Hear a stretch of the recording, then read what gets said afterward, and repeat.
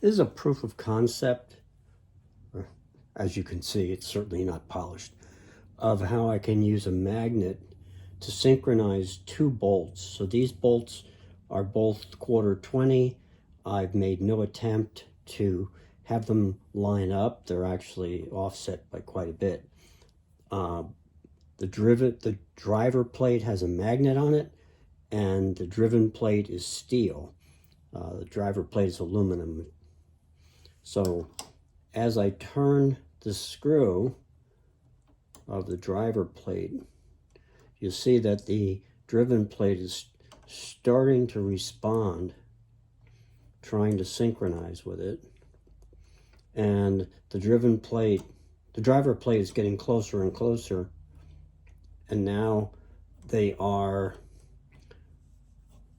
found a common area.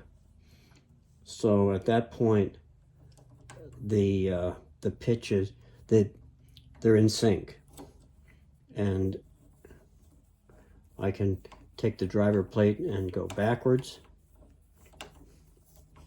and they'll continue to be in sync.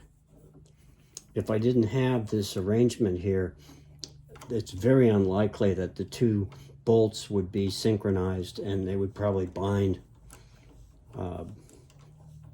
But the magnet just takes up the difference. So I have used this successfully on a project I'm working on now. I just can't show it to you at the moment. And this is a better illustration anyway, because you can see what's going on. And the other one, it's buried inside a cylinder. So I can now break that loose.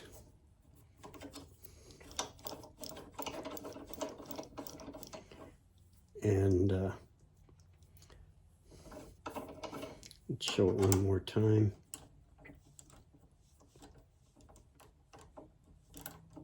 So there can be, because they're not axially aligned, the magnet is free to slide in and out as necessary in order to accommodate that difference.